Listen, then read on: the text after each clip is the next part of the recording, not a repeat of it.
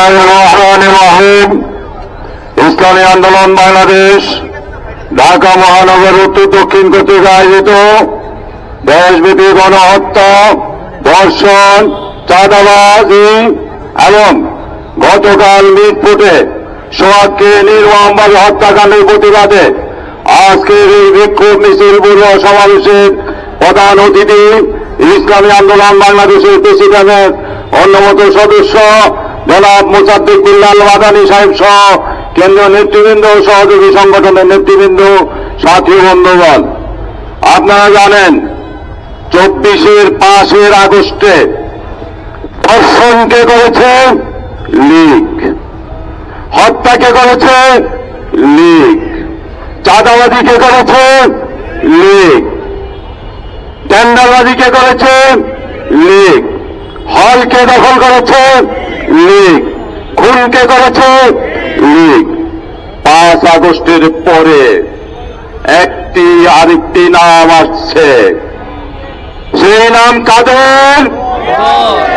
সেই নাম কাদের? টোকাইকে জিজ্ঞাসা করেন, দল বলবে। রিকশাওয়ালাকে জিজ্ঞাসা করেন, খুনের আসামি দল বলবে।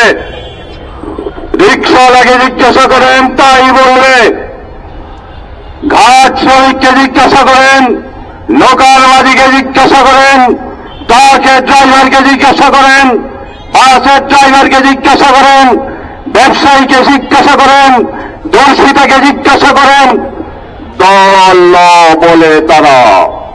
এমনকি বাংলার রাস্তাঘাট ওয়ালের কাছে কান পেতে শুনুন, সব আসামি এখন দোয়ার ল। আমরা 5 আগস্ট ফ্যাসিস্ট হাসিনাকে এই শব্দ, এই বাক্যগুলো শোনার জন্য হটাই নাই। হুঁশিয়ার হয়ে যান, হেদায়েত হয়ে যান। চরমনায় বিশ্বাস হেদায়েতের ওয়াজ করে আপনাদের নেতৃবৃন্দের ওয়াজ না শুনে আলেম ওলামা চরমনায় বিশ্বাসের ওয়াজ শোনা শুরু করুন। হেদায়েত না হলে 5 আগস্ট সামনে আসে, সবগুলোকে বাংলাদেশ থেকে খেতানো হবে ইনশাআল্লাহ। কোন সন্ত্রাসী, চাঁদাবাজি কারো জায়গা বাংলাদেশে হবে না। নিজে হেদায়েত হবেন, বিতাড়িত হবেন, আরো বেশি লাঞ্ছিত হয়ে বিতাড়িত করা হবে। বিভিন্ন দল বিভিন্ন মসজিদ মাদ্রাসায় এবং বিভিন্ন জায়গায় ইমাম মুসল্লিম খতিব থেকে বিতাড়িত করছে।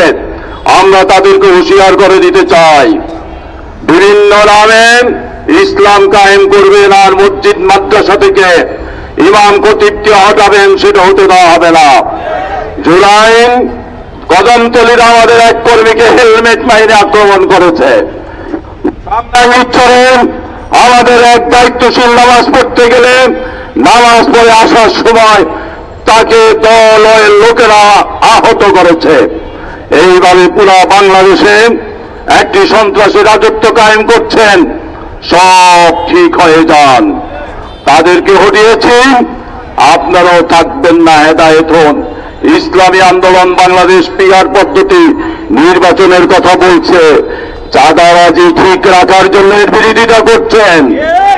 পিআর পদ্ধতিতেই নির্বাচন হবে ইনশাআল্লাহ। সবাইকে ধন্যবাদ জানিয়ে আজকের মতো শেষ করছি। আসসালামু আলাইকুম ওয়া রাহমাতুল্লাহ।